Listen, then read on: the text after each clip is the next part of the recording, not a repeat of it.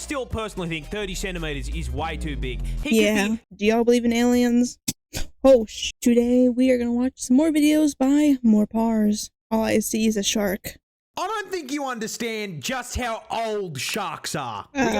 Millions, billions, trillions.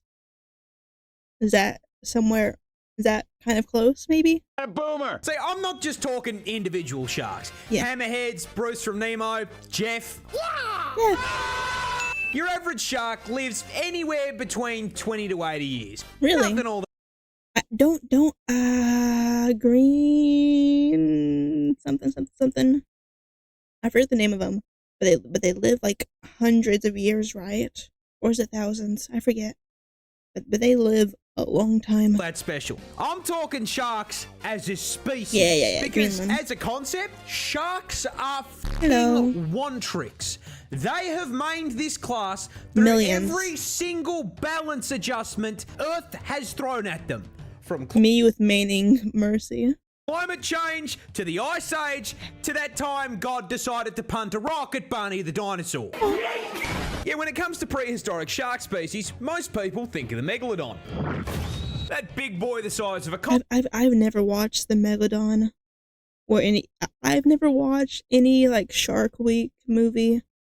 I've never watched any like sea horror movie. You that was swimming around in the ocean around 26 million years ago, which might sound like a long time, but as far as sharks go, this thing's a fucking zoomer. Go back around 250 million years to the early Triassic, before the literal dinosaurs, and you'll find Helicorpion, a shark with a buzzsaw for a mouth. Now that 250 was cool. not far back enough for you?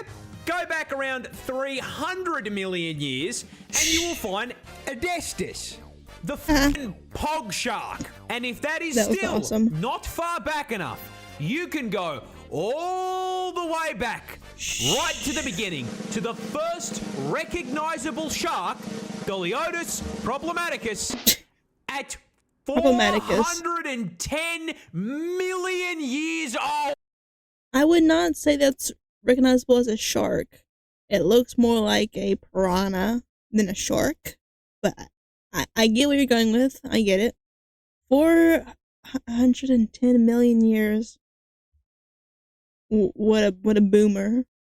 Sharks have existed for 4 times longer than Saturn has had rings. Really? The first tree only sprouted out of the ground 385 million years ago. That means that for 25 million years, Groot's great-great-grandfather was sat in God's drafts while this chased Nemo. Look at him, so cute. This is the world's oldest shark. Is this the Greenland shark? He's doing a lot of shark videos, huh?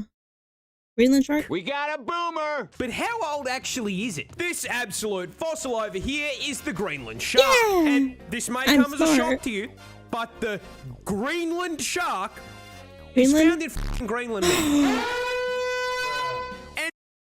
Oh, I never knew that. And with Grandpa Shark here coming in at a f***ing kaiju-sized 6 meters in length and a literal Jesus. f***ing ton in weight, this senior citizen probably worked with Godzilla back in his f***ing day. But how senior is senior? Like, Very. you might be expecting him to say something along the lines of, 100 years, maybe 150 years, right? 300? Try higher. No, not 200.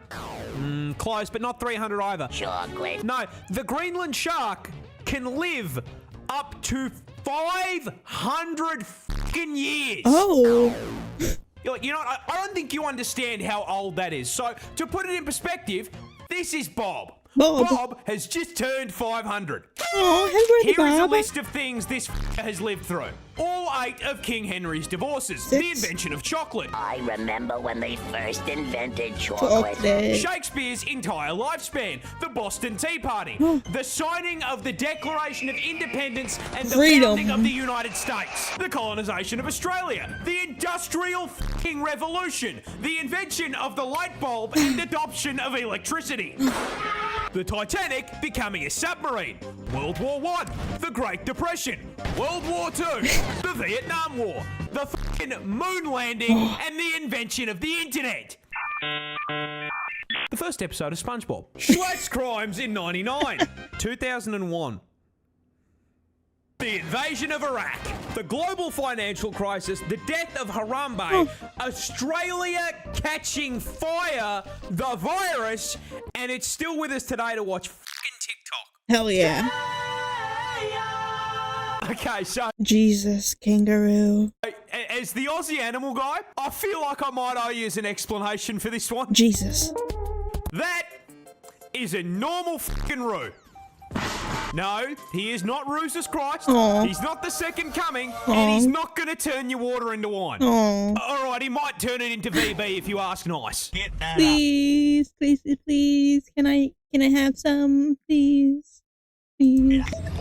But if that's the case, how the fuck is he stealing the Son of God's passive? I don't know. The answer is fucking sand. I don't like sand. Yeah, you see, what's I've got like a month.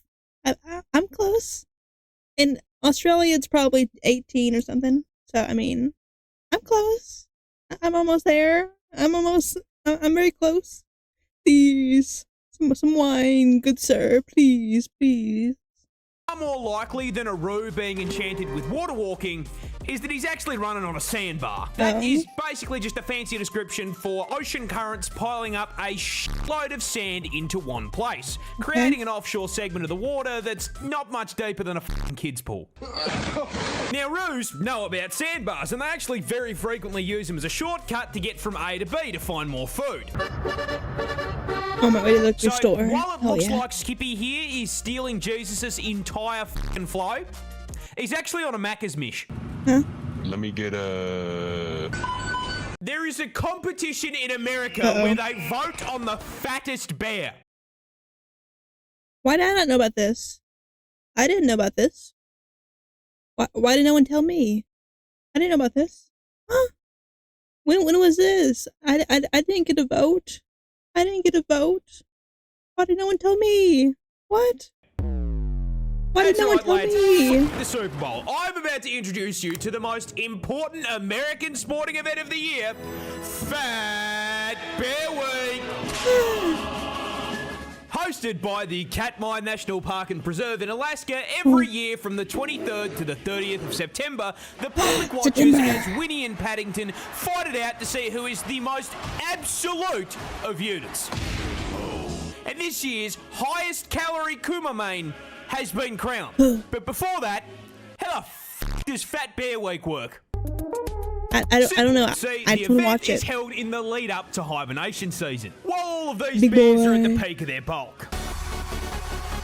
Now, while it's running, the park allows the public to view live stream footage from all of their trail cams. These cameras capture all the park's brown bears, allowing us to observe Freddy's fat ass cousins like we just got a job at fucking Fazbear Entertainment. Each bear caught on camera is assigned a number and occasionally a name. We, the people, then vote on the contestants day by day, pitting them against one another in a fucking single elimination tournament bracket. Hell yeah. Determining with our votes which bear most closely resembles a pyro commission until one bear is crowned the victor. Now, you may think this is just some silly little event. But no, over the years, there has been fucking voter fraud, a manhunt for a missing hiker, and one year, the trail cams caught one contestant beating to death and eating another bear. Jesus. But now, to answer the question you've all been waiting for, the winner Big of boy. the 2025 Fat Bear Week is 32 Chunk. Winning with a broken jaw. They named that f***er after the render distance you need to load in his entire body at once. 32 chunk. Australia Big just boy. found a new shark. And of Oh, course, fuck off. No. Not another one. No. being from the land down under, it's fucking weird. Introducing the brand new Western Australian lantern shark. That is not a shark. That is not a shark. I like sharks, but can Australia stop getting everything? Can they stop discovering new stuff? That is not a shark. That don't look like a shark to me. What is that? What is that? As the name suggests, discovered by a team of scientists off the coast of Western Australia. Now, as Mad with Max. the overwhelming majority of weird shit in the ocean, the Ozempic shark here is found. It looks like a sardine, kind of. It looks dried out. I feel bad for this thing. In the deep sea, sharing a postcode with the anglerfish, that one xenomorph shark, and Now, despite the word shark making most people think of something a little closer in size to, I don't know, Bruce, Right. Slenderman's fish sonar over here only grows up to 30 centimeters. This little guy He's a shares foot long. He can be in a foot long sub. That thing does not look right. That thing does not look right. a weight class with a fucking foot long. Yeah. But I mean, honestly, I still personally think 30 centimeters is way too big. He Yeah. could be just as good as the other sharks if he was, you know, Like 3. let's just say 3 inches. Yeah, However, yeah. other than I being agree. built like a fishy USB cable and owning a property in rock bottom, what makes him so weird? Simple. He fucking glows. Throwing flashbang. Don't most animals at that depth glow to some extension? Because it like attracts the prey. But fucking why? Well, you see, these bad boys are found in the twilight zone of the ocean, around 1.2 kilometers below the surface. A place so fucking far down, it sees less sunlight than the inside of a gacha addict's room. Okay, gotcha. Okay. I thought for a second he was gonna call me out, but no, I don't play gotcha. I just gamble in real life, like a real man. And so, lantern sharks evolved bioluminescence on their gills and fins in order to fucking communicate with one another. The glow is the evolutionary equivalent of a fucking indicator, showing that a literal abyss shark is more intelligent than your average BMW driver. Aussie farmers thought they were being attacked by aliens. But what was actually causing Kangaroo? it is so much funnier. This is a wallaby. Wallaby. I know nothing about those. The kangaroo's vertically challenged little cousin. Aww. Now, to get a little more specific, this is a Bennett's wallaby, native Okay. to my home state of Tasmania. And that location is very important to the story. Tassie is home to a lot of things. Okay. Beautiful views, a seal with a felony record, Neil. and the nut. The nut. However, one thing they tend to leave off the tourism brochures is drugs. Oh. Sign me up. Tasmania is the world's largest exporter of legal opium, the main ingredient in opioid painkillers like morphine, with this one tiny island producing 50% of global supply. Now, opium comes from poppy milk, and to get poppy milk, you need to milk poppies. Oh, who'd have guessed? And to produce that 50% of global supply, Tasmanian farmers grow huge fields of these things across the north of the state. However, because throwing these flowers into a crafting table gives you f***ing narcotics, these fields are legally required to be under extremely tight security, which is why these same poppy farmers May became cause death. extremely confused when f***ing crop circles showed up in the plant Aliens. Aliens.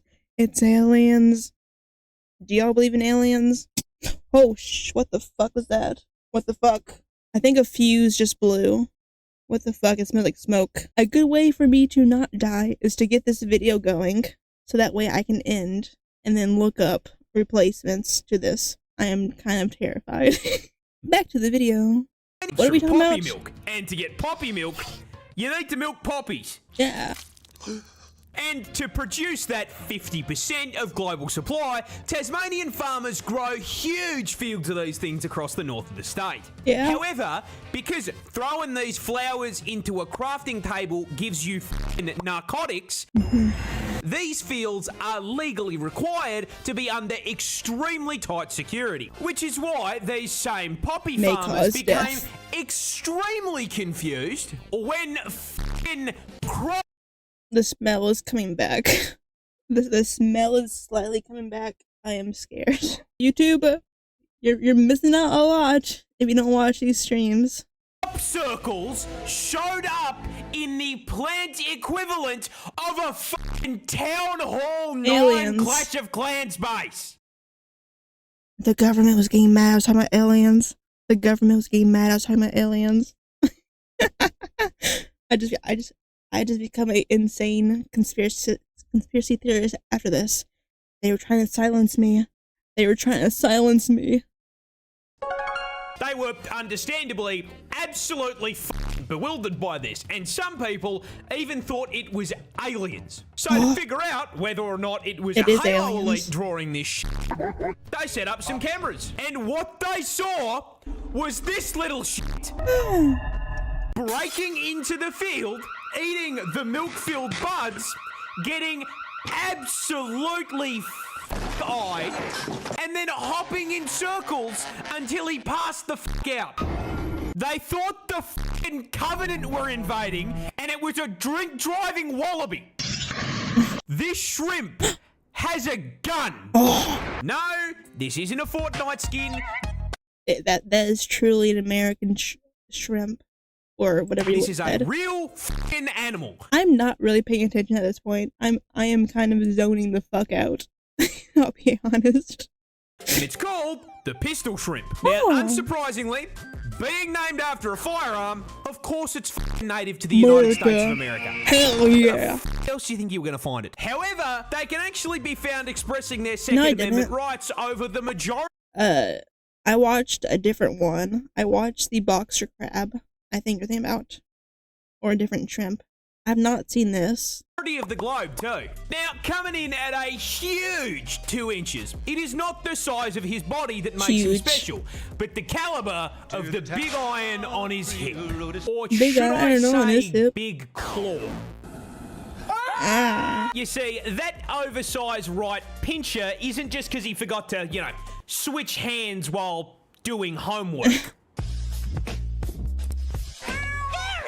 No, Harry. mate, that claw is basically fucking I keep Mega looking at that Man's plug. arm cannon. But last I checked, they can't call in an ammo resupply under the sea. So how does the claw become a gun? The answer is bubbles. Bubbles. You see, these bad boys hunt smaller shrimp, and they start that hunt by jumping off the f***ing battle bus and looking for prey. Once they get within effective range, they will literally cock their claw like the hammer on a revolver. Weapon ready, they line up the shot, take aim, and Counter-terrorists win. they snap their claws together so fucking fast, it causes an underwater vacuum, creating an explosive cavitation bubble hotter than the surface of the sun. This How? bubble is then launched at the enemy at over 100k an hour. The bubble then connects with the smaller shrimp and f***ing flashbangs it. This either kills it outright or stuns it long enough to be consumed. Poor little fucker got quickscoped by Faye Shrimp.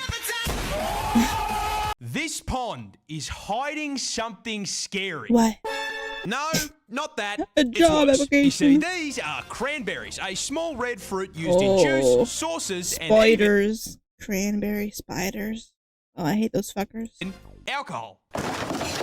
However, unlike many fruits which grow in luscious green fields, cranberries grow in a fucking swamp. However, sharing a postcode with Shrek doesn't exempt cranberries from pest control issues. But rather than dumping enough toxic chemicals on the cranberry bog to qualify it as a League of Legends lobby,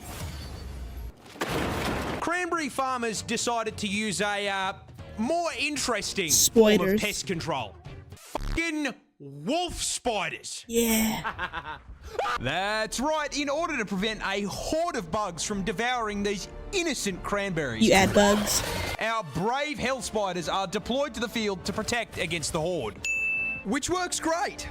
Until they flood the fields to harvest the cranberries, at which point the highly venomous wolf spiders start to look for the closest high point. And if you're picking the berries, It's you. that's you. I want you to imagine you're cave diving. You turn No the corner thanks. and see a spider web the size of the fucking wall. I regret I would cry. No, to thank inform you. you that no, this is not fake. This is an actual photo from the inside of a cave on the Greek-Albanian border, where scientists have discovered the world's largest spider web, located in Where's a the portion of the spawner? cave Destroy crammed the to the brim spawner. with sulfur. That has quite literally never seen the light of God. This wall of white sticky stuff spans 1,100 square fucking feet. That is the size of a 2-bedroom fucking house. Hell However, yeah. finding the average Australian home on the wall of a cave at Y11 brings up a far scarier question. What the fuck built it? Well, to the Spider. relief of many, no, we did not discover a giant spider lair. Nor is this the result of a single Why did I say spider aw? with creative mode and world edit. No, it's far fucking worse. Because this web is the arachnid equivalent of getting the boys on for a 2-week Minecraft phase. Because this web is a collaborative effort. It was built Yeah, they by are. 111,000 fucking spiders. What? That isn't a tree. It's a fucking bird. Oh, bird. Introducing the tawny frogmouth, a I've seen species of that. bird found in the land down under, and it Australia's is. very own avian equivalent of a maxed out Skyrim stealth build. Now, you may be thinking to yourself, well, it can't be that stealthy. I can see it. Very you stealthy, can. You though. can see that one. Did you see the one right fucking next to it? Yeah. Now, the important question is, why the fuck do these things have predator camo? Well, To there's blend two in. reasons. First of all being, it's fucking Australia. You see, these bad boys are primarily nocturnal, staying on the move during the night and dive bombing unaware insects to meet their bulking goals. However, that means that during the Macros day, hit. they sleep. And in a country where at any point you can be bitten, mauled, stung, or fucking drop kicked to death, laying down in the wrong spot can turn a short nap into the forever sleep. So, in order to prevent themselves from becoming an item on a Snake's KFC order, these tactical chickens evolved the ghillie suit to basically allow them to fucking disappear. Being practically invisible allows them to unlock their second passive, fucking DoorDash. Oh. You see, these guys are so fucking good at cosplaying a stick that not only do predators mistake them for Groot, but so does their prey. And so, whenever they take a nap, they just leave their mouths open a little bit. And whenever some poor ant just tries to walk his way to work, he instead DoorDashes himself directly into its fucking mouth. Consumed. Australia just found a new insect. It's a wasp, isn't it? And in a certified Australia moment, it is unironically called the fucking Lucifer bee. This day has already been bad enough. God damn it. Of course we have the Satan bee. The snakes and the spiders and the fucking dinosaurs weren't enough. No. Now I gotta dodge a rejected doom enemy on my walk to work. Discovered in the closest climate to hell on Earth, Western Australia, these bad boys were named after the Lord of Hell for 2 reasons. Oh? The first of which being the giant fucking demon horns bolted to their Hell heads. yeah. Now, those horns aren't just there to look scary. They're actually a defensive mechanism to protect the demon bees from bigger predators. However, only the ladies of the bigger than species that? stay strapped, as the horns are only found on females, meaning a more accurate name for these absolute girl bosses is the Karlak bee. But a pair of spirit Halloween horns can't be the only reason they're named after the devil, right? I mean, there's gotta be very fucking something poisonous, else. Like, I do they imagine. spit fire? Hello. Maybe they've got a pitchfork for a stinger Probably. that injects you with fucking acid venom. Neurotoxin. The answer to that is, no. Really? It's a normal fucking honeybee. Huh? The actual reason is that lead researcher, Dr. Kit Prendergast, was watching the fucking Netflix show. Biggest cock I've ever seen. And this isn't even the first time she's done something like this. She named another species after her pet dog. Aww. Fucking based. Hell yeah. Thank you, YouTube, for watching. Hopefully, this is not my last video. Hopefully, I have many more in the future.